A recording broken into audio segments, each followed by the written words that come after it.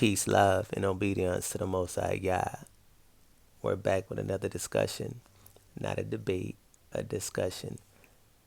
Debates bring strife, and discussions bring clarity. And we're going to talk about it. We're going to deal with the 400-year prophecy.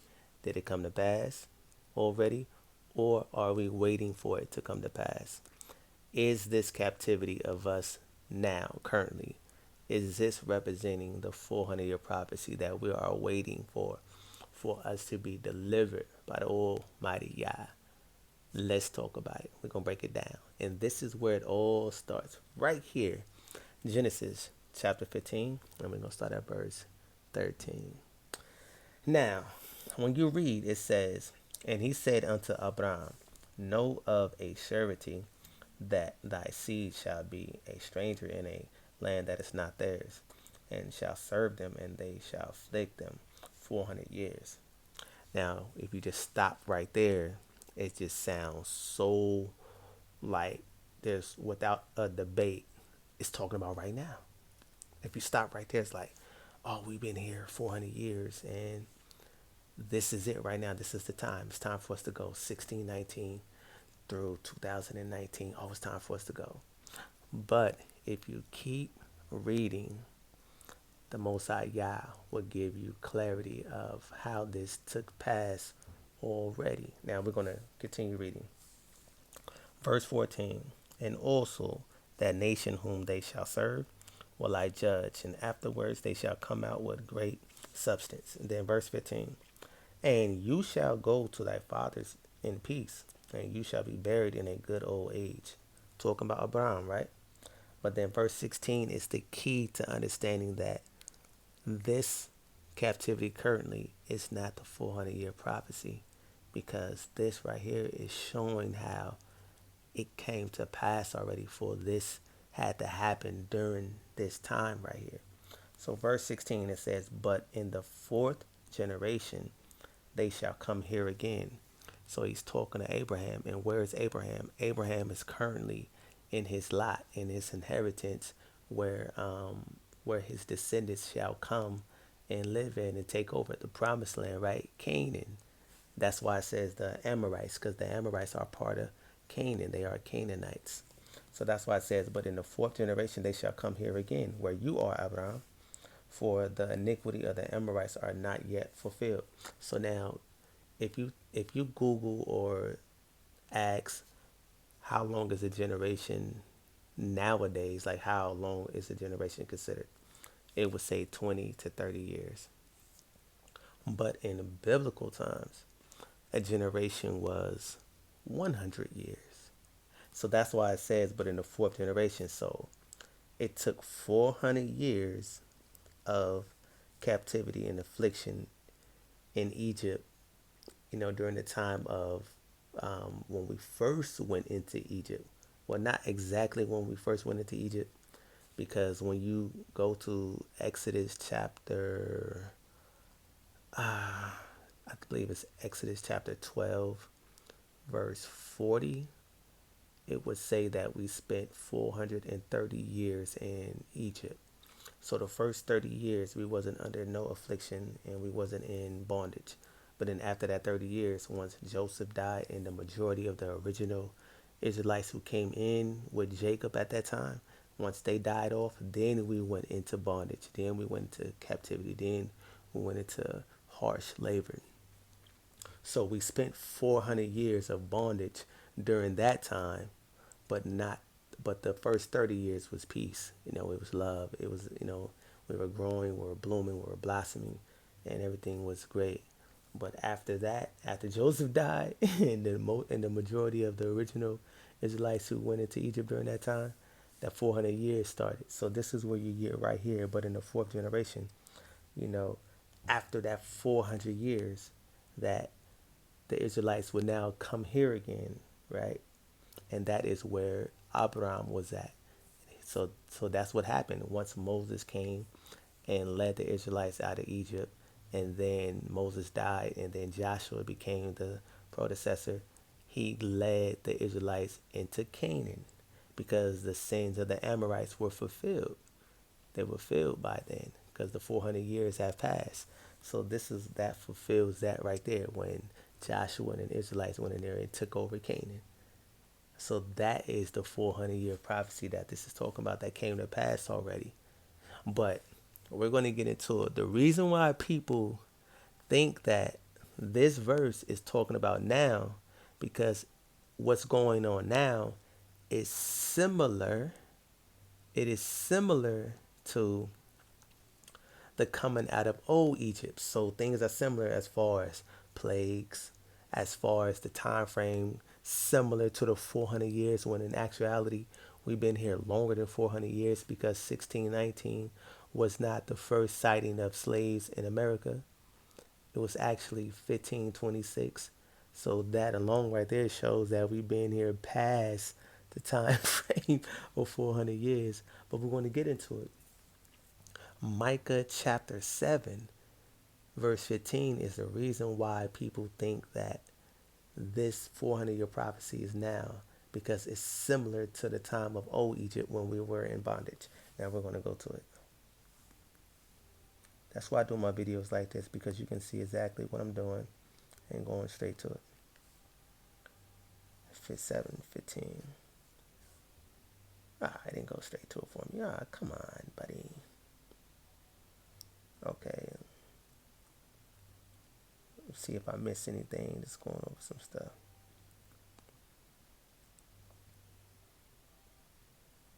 Okay, so this is a future prophecy right here.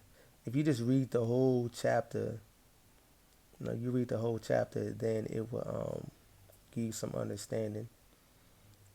Okay. But I'm going to just go to 15. I'm just looking over and make sure I'm not missing nothing. Therefore, I look unto Yahweh. We will wait for the power of my salvation. My God will hear me. Yeah, I will burn any nation. I have sinned against him until you plead my cause and ask. See, this is the future servant.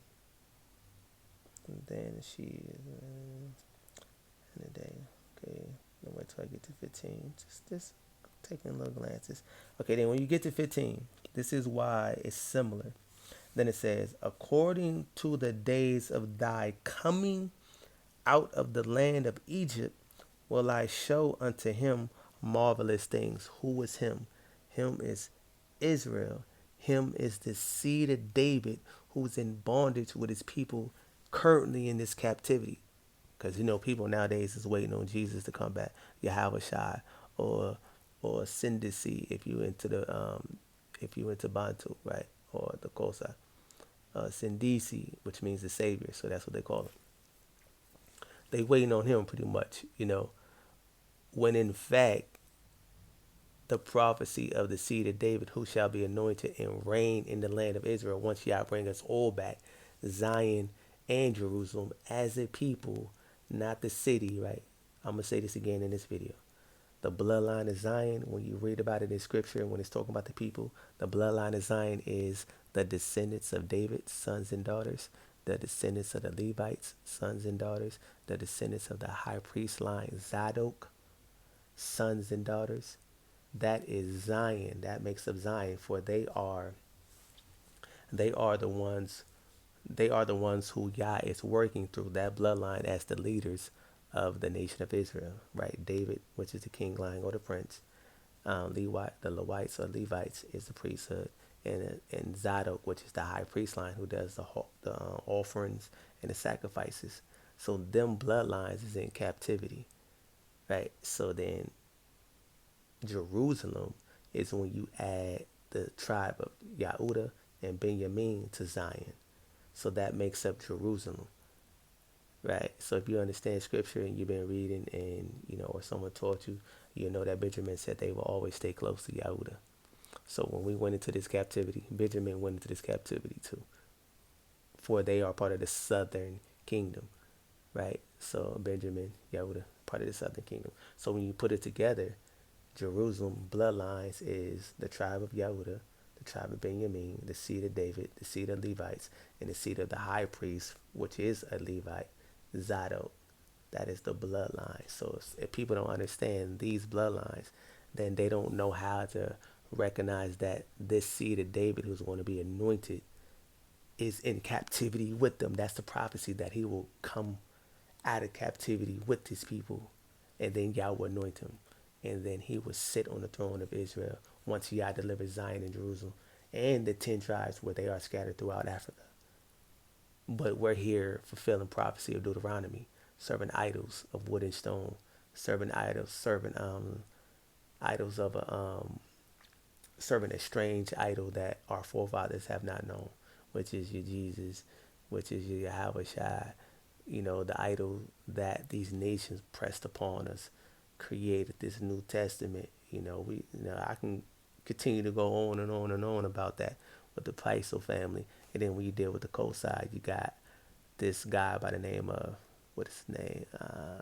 Let's say Gilbert Rubusana, something like that. I forgot if it was Gilbert. But he translated the New Testament English into the coast side and got my Bantu people praising in DC the Savior of the New Testament when they wasn't even dealing with that because the coast side didn't have the New Testament in its language until this particular person did that.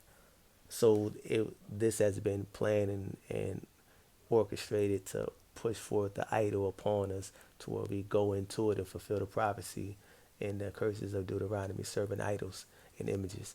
But if we return back to the Most High Yah and understand these bloodlines and know who Zion is and Jerusalem is, and then understand Deuteronomy chapter, let's do this right quick, Deuteronomy chapter 28, verse 36. If we understand this, that Yah shall bring you and your lowercase king, which is the Prince of Israel, the King of Israel. Yah shall bring Israel and its king, which you shall set over you, unto a nation which neither you nor thy fathers have known, and there you shall serve other idols, wood and stone. See right there, the seed of David was brought here in captivity with Israel. And this is the seed of David who Yah will set over Israel once he brings them back, because he went into captivity as well. And he's here among his people who serve idols of wood and stone, which we understand that this Deuteronomy is talking about how we are up under these curses right now, deep into it, right? But I'm going to go back to the point of the 400-year thing. We're going to deal with that, but I just wanted to touch on that because that gives a great understanding to how to really put the nail into this 400-year thing. So let me go back to that. I believe I was at Micah 7, verse 15. Just did a little correlation there. Did a little dancing with a little correlation. Well, we back on track, though. Oh, man. Okay. According to the days of thy coming out of the land of Egypt, will I show unto him marvelous things. Right. See, it's according to the days of coming out of Egypt that, So this is why the 400 so-called year thing is similar to old Egypt, because it's similar. It's according to the days of our coming out of Egypt. So this is why when Yah comes to deliver us, it will be similar to us coming out of the time of Egypt. Because if you go to Isaiah chapter 60, Isaiah 60 is going to break down how the Most High Yah is going to bring us back. How he's going to bring us back with great substances, the gold, the silver, all the riches of the nations, so we can go back and build this last and final third temple, and also go back with all the necessary resources that we need to become a strong and wealthy, great nation. For all the things that these nations have, they got it from the back and sweat and blood and tears of our people, then and now. So coming out of this captivity, who is Zion, who's in this captivity? Zion in the bloodline of Jerusalem is in the captivity of the Americas. Now you got to correlate that with Isaiah chapter 49, which I'm going to do that as well with this video. So here you go right here. This is where things are similar to old Egypt. So the 400-year prophecy is similar because we've been here over 400 years. We getting hit with plagues and sicknesses and diseases. It's similar. Only difference, reason why it's similar, because in old Egypt, Israel didn't get hit with no plague and no sickness. But Israel nowadays is up under the curse. So wherever we are in America and wherever we are throughout the world is getting hit with plagues and Israel's getting hit with plagues this time, you know what I'm saying? Because, we're up under the curse. So things are similar to the days of coming out of the land of Egypt. It's similar, but not quite actual. If it was actual, we wouldn't be getting hit with the curse and hit with them things. We'd just be watching Yah, deplete these nations, like he said. Also, Daniel chapter 2, starting at verse 34. So this is what puts the end and the nail to this 400-year prophecy thing. But what I'm going to go to is also Hosea chapter 6. This is how long the Most High Yah said we would be in this captivity, not 400 years.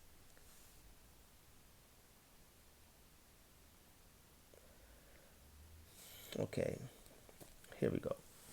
Come and let us return unto Yah, for he hath torn and he will heal us.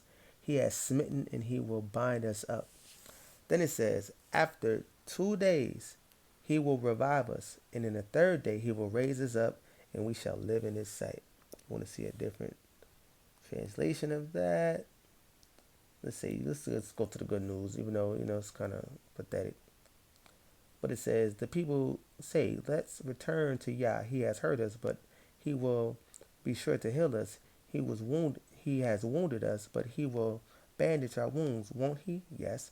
In 2 or 3 days, he will revive us, and we will live in his presence. Right. So I went to that translation because that's the fifth grade reading translation, so it makes it easier to understand. The KJV is at like a 10th grade, 11th, 12th grade reading level. So Yah said that we will be, let's see, Yah said after 2 days, which is 2,000 years, that he will revive us up. So that's exactly what happened. After 2,000 years, we start awakening, knowing that we are Israel. How do we know that? Because now see Esau is so arrogant, he just replaying back our history, and we can Google a lot of things.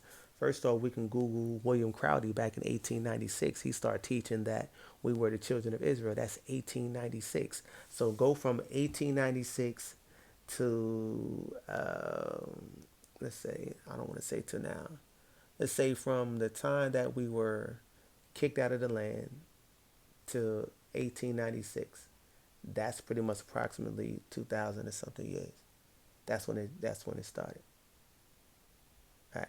So just do that. Just add it up right there. But you can even go back further than that, because if you go back in the times of Nat Turner, you go back to the times of Harriet Tubman, and I'm pretty sure even further back, they were getting dreams and visions for the Most High Yah guiding them. It wasn't time for the curse to be up and to fully deliver them, but Yah was with them. He was showing them little things that it's time to awake. You know what I'm saying? He was showing them little things like they used to call Harriet Tubman the black Moses, right? The female Moses.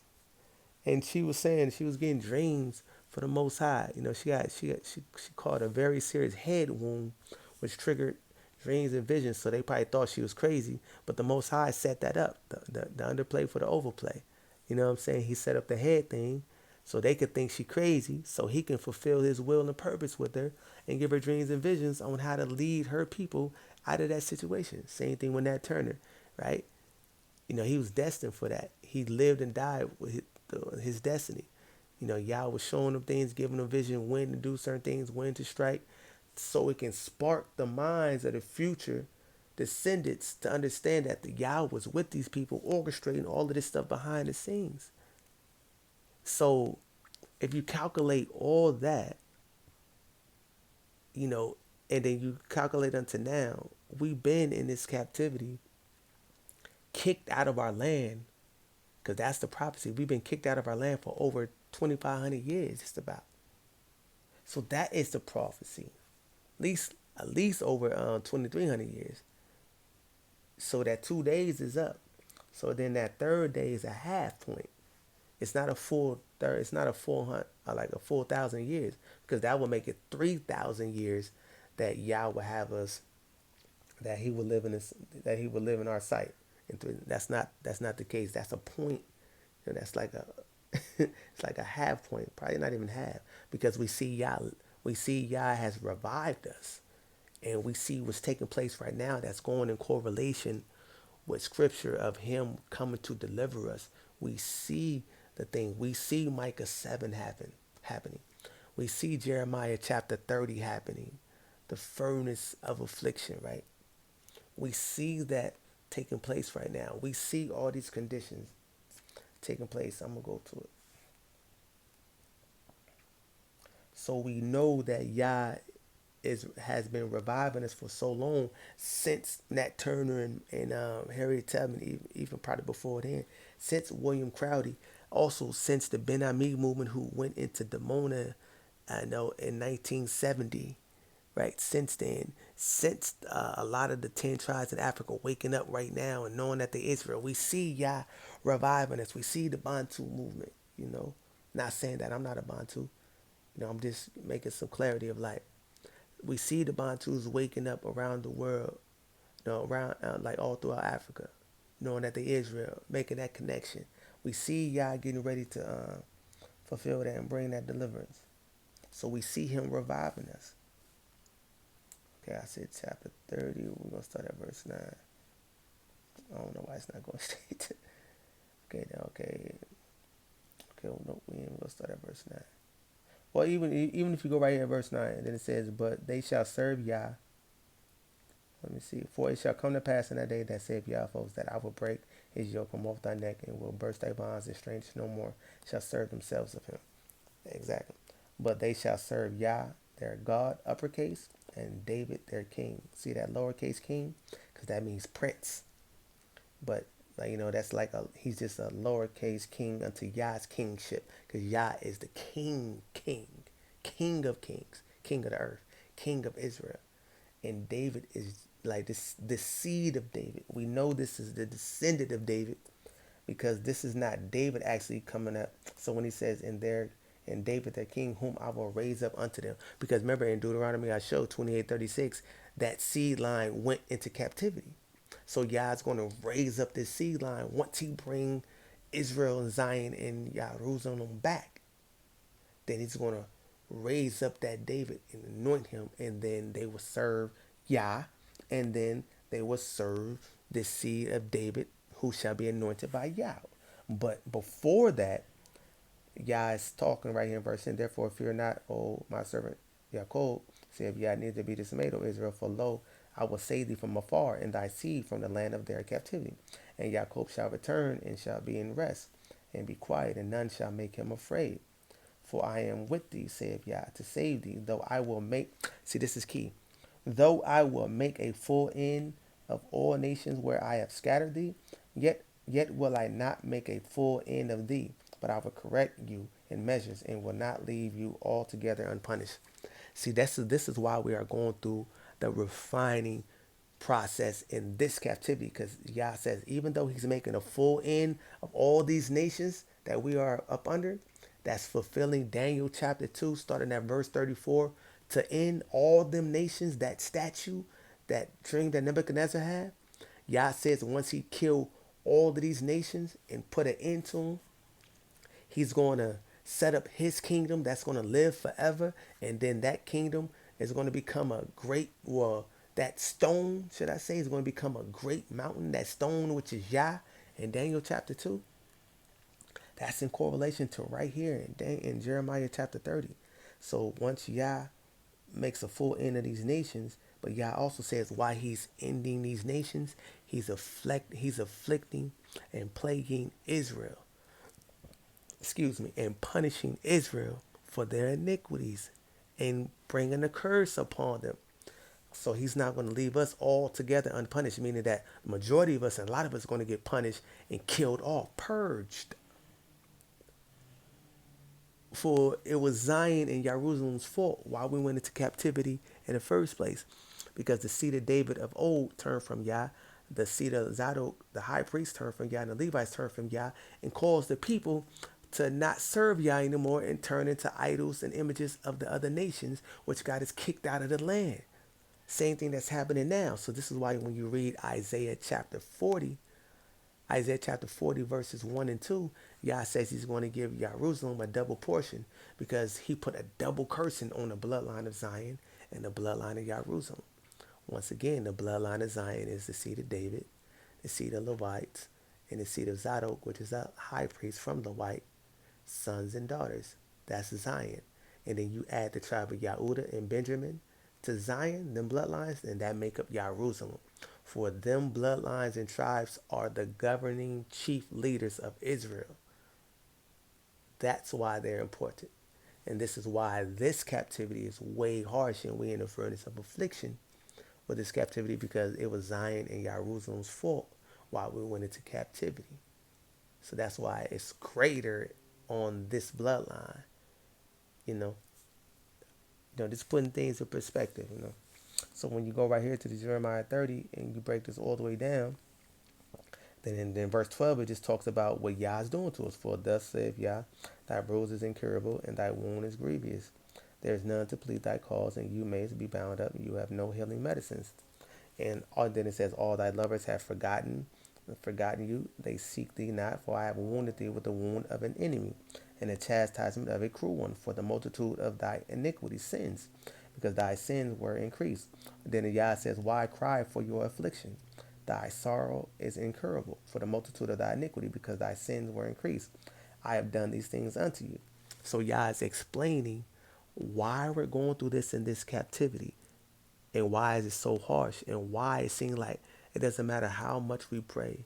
It doesn't seem like it doesn't matter how righteous we think we are. We still got this burden of the curse upon us, afflicting and plaguing us. We got the COVID-19 and all kind of other stuff going on. We dying young or old. We watching us being humiliated before the nations. And this is why I want to make this crossover connection with Isaiah 49, verse 24 and 25. And then I want to end the video. If you're still with me, thank you. I appreciate it. May the Most High Spirit be upon you. And I pray that it's upon me, that I'm not just sitting up here talking rhetoric and foolishness. Okay, 49. Right here, right? Verse 24. Oh, my bad. Verse chapter 49, verse 24. Boom. You don't want to go to it. See? Acting up. Now, okay, so now we're going to go right here. I'm going to start at 22 actually. Isaiah 49, verse 22. Thus saith Yah, thy king. Behold, I will lift up my hand to the Gentiles and set up my standard to the people. A banner, right? And they shall bring thy sons in their arms, and thy daughters shall be carried upon their shoulders. This is Yah talking about his deliverance unto Zion or Jerusalem. And then it says in verse 23, and kings, lowercase kings, shall be thy nursing fathers, and their queens thy nursing mothers. And they shall bow down to thee with their face toward the earth, and lick up the dust of thy feet. And you shall know that I am Yah, for they shall not be ashamed that wait for me. Zion, Israel, Jerusalem, the people who is in these captivities, waiting upon Yah, not taking upon themselves to deliver thyself and leave by misinterpreting the scriptures of Zechariah chapter 2, verse 7, and other numerous spots where it says deliver thyself. It has a whole different meaning. Damn, sidebar, I'm sorry, sidebar. That deliver thyself in Zechariah chapter 2, 7 is talking about when we came out of the 70 years of captivity in the Babylonian captivity. A lot of Israelites didn't want to leave from that 70-year time because they was getting ready to go in back to Jerusalem with Ezra and with Zerubbabel and Yehoshua, the high priest at that time. They didn't have total faith in the Most High Yah, for they were going to rebuild the city. And you know how we feel about rebuilding and not sure if we're gonna have enough necessities for our families and ourselves. So a lot of people got comfortable in that Babylonian captivity as well. But Yah was trying to let them know that you must deliver yourself because I'm about to put an end to Babylon and you're going to get caught up in that wickedness. So leave, deliver yourself, and go. But a lot of Israelites didn't do that. So a lot of people misinterpret that and then they start delivering themselves from America, going into Africa or going into Israel or going into certain particular spots in the world where they think that Israel is at, trying to deliver themselves from this captivity here, when that which that's not in the case. Like Yah is saying, no matter where you are, you're still gonna be up under that curse because Daniel chapter 2 has not been fulfilled yet. And then in Jeremiah chapter 30 has not been fulfilled yet. For Yah is still bringing an end to these nations. He's still afflicting them and bringing them down to the ground, to the dust. He's not done yet. And once he's done with that, then Yah will deliver us. So if you take it upon yourself and just leave, but what one exception is the Ben Ami movement, for Yah gave him a vision to get up out of here and go back and return, which fulfills Ezekiel chapter 16. That return to your former estate, and them are the sons and daughters of Yahuda, the waters of Yahuda, and that's what they represented. So Yahuda left and went back to Demona. If you go in the book of Numbers, you will see that Demona is one of the cities of Yahuda, so they fulfilled that. And Isaiah chapter 48 talks about these brothers and sisters of Yahuda returning back and thinking that they are representing the city of the Most High, thinking that they are Jerusalem, the Jerusalem movement, or they are this entity that is going to be the representation of the Most High Yah, and everybody come to them. But it talks about how these people that return, they would give credit to their idol, and at that time their idol was Ben Ami, and now Ben Ami has passed on. Now their idol is other predecessors, and also the idol of the New Testament. You know what I'm saying? So the Most High Yah is great, but it's very difficult to understand prophecy. A lot of people don't understand prophecy because they gather from a lot of books. They gather from Septuagints. They gather from the Masoretic text. They gather from different translations of the Bible. They gather from different writings. They gather from Google. They gather from different search engines. Which Ecclesiastes, Solomon said, be admonished of the making of many books, for there will be no end, for you will grow weary of the flesh. So be admonished means like be careful of all these writings. Then he says the whole duty of man is what? To fear Yah and keep his commandments. That's all you got to do right now. Just fear Yah. Just fear Yah and return unto Yah. And do like this says. Wait for him, for you will not be ashamed. Verse 23. All right, let's continue. All right, now the point of me going here is verse 24, verse 25. We're going to talk about this, who this is. Then it says, shall the prey be taken from the mighty, or the lawful captive delivered? For thus saith Yah, even the captives of the mighty shall be taken away, and the prey of the terrible shall be delivered. For I will contend with him that contend with thee, and I will save thy children. Then I'm going to continue reading. Oh, my bad. I think that's the end. Ooh, okay. Okay, I think I missed the part then, because I wanted to see what it's talking about. Where it says, Zion has forgotten me. Here we go. So this is how you know it's talking about Zion. Verse 14. Then it says, no, I'm going to start at 13. Sing, O heavens, and be joyful, O earth, and break forth into singing, O mountains, for Yah hath comforted his people, and will have mercy upon his afflicted. But this talking about how, like, because it's so funny in these scriptures, like Yah be bouncing, or these whoever put this book together, they how they numbered it and put the verses together, they kind of got things bouncy, like, because this first part is talking about how Yah delivered us already, and how Zion cried out to Yah and said, but Zion said, Yah have forsaken me, and Yah have forgotten me. See, this is Zion in this captivity right now, the bloodline of David, the bloodline of Lewites, and the bloodline of Zadok, the high priest of the Lewites. That's Zion crying out in captivity saying, but you have forgotten us, because look what's going on right now. It look like Yah's deserted us and he ain't going to deliver us. So Zion is crying out like, Yah, you forgot us. But Yah for sure has gave for certainty that he's going to deliver him. Right? So then Yah goes and speaks like, man, can a woman forget her sucking child that should not have compassion on the son of her womb? Yea, they may forget, yet will I not forget. Yes, it's true, because a woman and a man will forget their child and leave them deserted, like part of the curse. But Yah's like, I'm not like man, for Yah says in Numbers, right, that I am not like, that Yah shows and says that he is not man, or he's not like man. You know what I'm saying? It's because man do these type of things. Man will leave their child. Woman will leave their child. But y'all like, I'm not leaving my son. I'm not leaving Israel. I'm not leaving my daughters, the daughters of Zion. No, I have not forgotten you. I will have compassion upon you.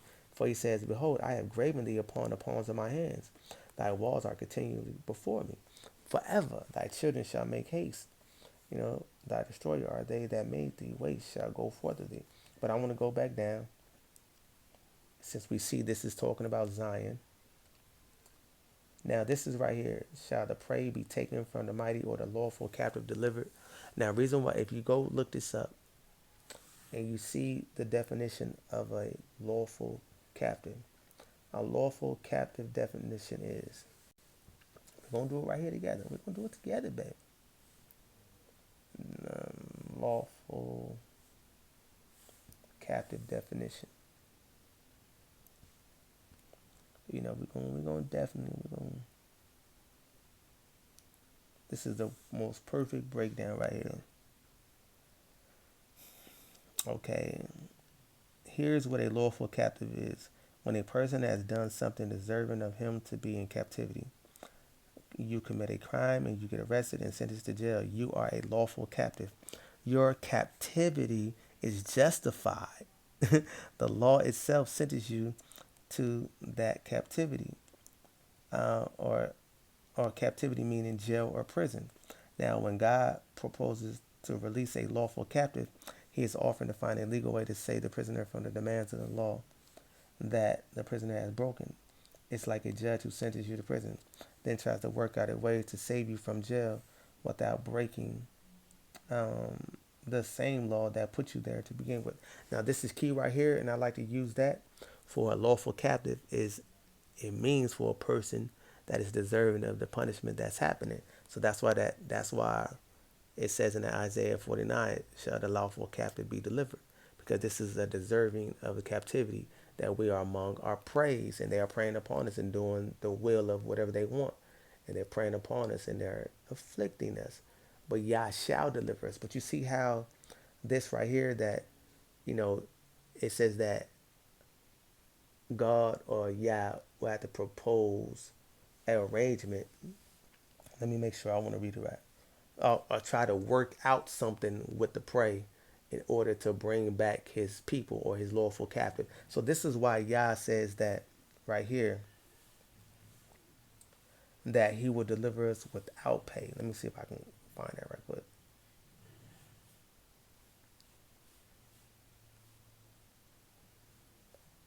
Deliver you. I can't, it mistakes me exactly. Without payment. The Bible verse. I need to memorize. No, I think I got that typed in. I need to get this memorized.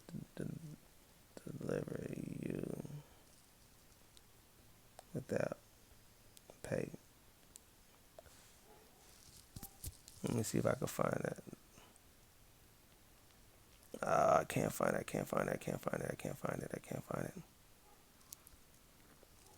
Can I just put in? Oh, I even spelled it right.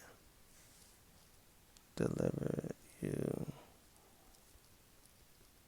without payment. Oh, yep, there we go. Woo! Yeah, it's great. Yeah, it's good. Gotta love our king. All right, here we go. This is why Isaiah 52 verse 3, Yah says that all these translations, for this is what Yah says, when I sold you into exile, I will receive no payment. Now I can redeem you without having to pay for you. You know what I'm saying? Because we were brought into this captivity and people were buying us and auctioning us, right? But Yah's not going to pay to receive back his slaves or his servants. He don't have to pay the oppressors to bring us back. You know what I'm saying? So this is what makes sense to, like, why when we return to Israel right now, like a lot of brothers and sisters is going over there and they had to pay for land. They had to pay for rights. Like, we got to pay for citizenship of the land to even be considered a citizen in Israel. When God says he's going to redeem us without pay. Yah is giving this back to us like, ugh, give it. Because he's redeeming us, excuse me, without payment. I'm going to redeem you without money because we are his servants. So this is why this says this right here. Yah's going to redeem us without pay.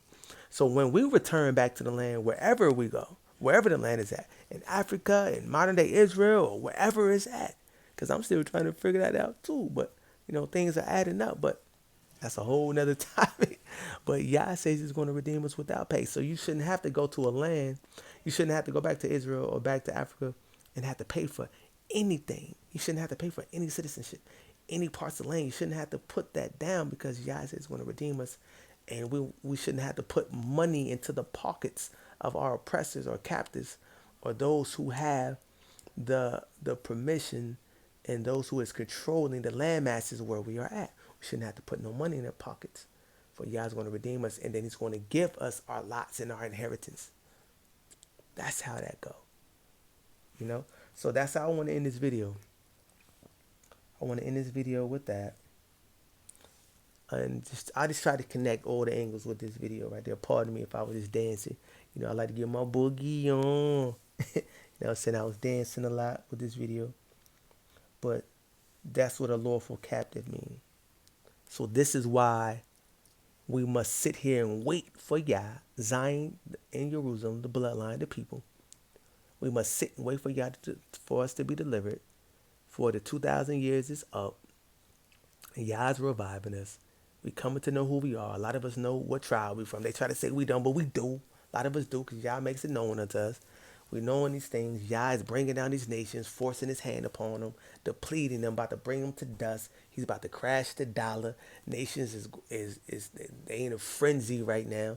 They bringing these plagues upon us. This COVID is lasting longer than anything possible, and it's had a big hit upon the debt, and it's been a big hit upon all nations, and it's still standing right now because that is Yah doing that, because Yah is depleting these nations, and this is the first time that something like this magnitude of a situation has lasted this long. So we must let all this stuff play out. Daniel chapter 2 verse 34 through to the end. Should I go to that right quick? Once all of these things play out, then Yah will deliver us. So this is why they are allowed to do all the things that they've been doing to us, because of Isaiah chapter 49 verse 24 through 25. Because this captivity is justifiable. It's a righteous captivity upon Yah's people, the bloodline of Zion, the bloodline of Jerusalem. It's a righteous captivity. It's even a righteous captivity for the 10 tribes that went into the Assyrian captivity that spread it throughout Africa. It's even a righteous captivity for them, because Yah gave them permission, because we went into under the curse. So whatever their will was to put upon us is justifiable, because this is a lawful captivity, meaning that it is a righteous and justifiable captivity for the children of Israel in the eyes of the Most High. Yeah. So I said I was going to end it with Isaiah, but I'm going to just kind of sprinkle to Daniel 2. Start at 34. Then it says, this is talking about,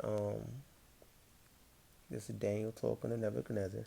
And it says, you saw till that stone, in that statue, you saw till that stone was cut out without hands, which smote the image upon his feet, that were of iron and clay, and break them to pieces. Then was the iron, the clay, the brass, the silver, and the gold broken to pieces together, and became like the chaff of the summer threshing floor, and the wind carried them away, that no place was found for them. And the stone that smote the image became a great mountain, and filled the whole earth. That stone is Yah, and this is what we're waiting on. We're waiting on Yah to crush all these nations. Now, who is these nations, right? Like, we must understand who these nations are. Now, the head of gold is Babylon, right? The arms and chest of silver is the Medes and the Persians. Now, the bronze is the Greeks. And then when you get to the feet and to the toes, that is Let me see. When you get to the feet, when you get to the feet, let me see a portion. When you get to the feet and toes, which is part iron and part clay, and that kingdom shall be partly strong and partly broken.